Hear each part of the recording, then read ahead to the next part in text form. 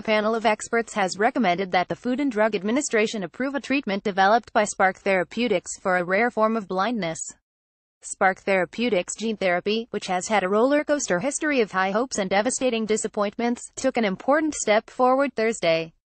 A Food and Drug Administration advisory committee endorsed the first gene therapy for an inherited disorder, a rare condition that causes a progressive form of blindness that usually starts in childhood.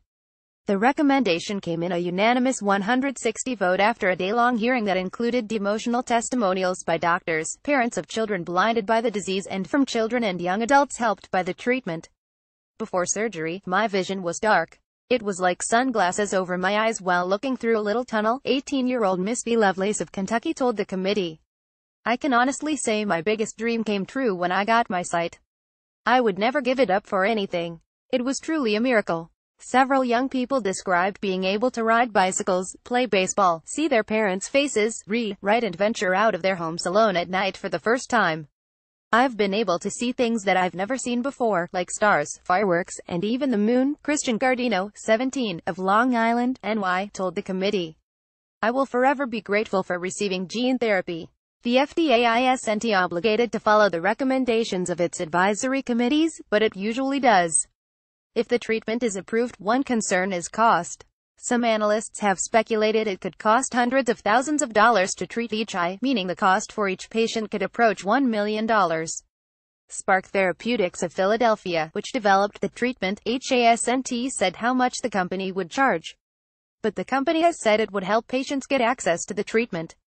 Despite the likely steep price tag, the panel's endorsement was welcomed by scientists working in the field. It's one of the most exciting things for our field in recent memory, says Paul Yang, an assistant professor of ophthalmology at the Oregon Health and Science University who wasn't involved in developing or testing the treatment. This would be the first approved treatment of any sort for this condition and the first approved gene therapy treatment for the eye, in general, Yang says. So, on multiple fronts, it's a first and ushers in a new era of gene therapy. Ever since scientists began to unravel the genetic causes of diseases, doctors have dreamed of treating them by fixing defective genes or giving patients new, healthy genes. But those hopes dimmed when early attempts failed and sometimes even resulted in the deaths of volunteers in early studies. But the field may have finally reached a turning point. The FDA recently approved the first so-called gene therapy product, which uses genetically modified cells from the immune system to treat a form of leukemia. And last week, scientists reported using gene therapy to successfully treat patients suffering from cerebral adrenoleukodystrophy, or ALD, a rare, fatal brain disease portrayed in the film Lorenzo's Oil. Researchers are also testing gene therapy for other causes of blindness and blood disorders such as sickle cell disease.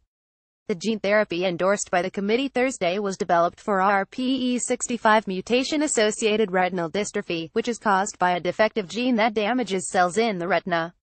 About 6,000 people have the disease worldwide, including 1,000 to 2,000 people in the United States.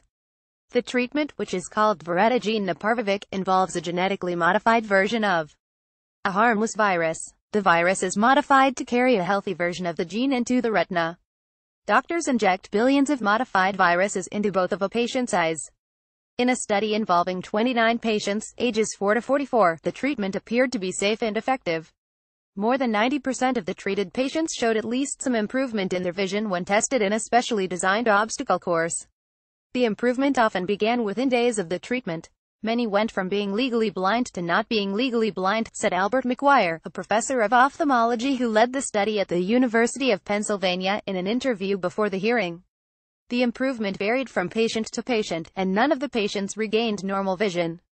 But some had a significant increase in their ability to see, especially at night or in dim light, which is a major problem for patients with this condition. What I saw in the clinic was remarkable, McGuire told the committee. Most patients became sure of themselves and pushed aside their guides. Rarely did I see a cane after treatment.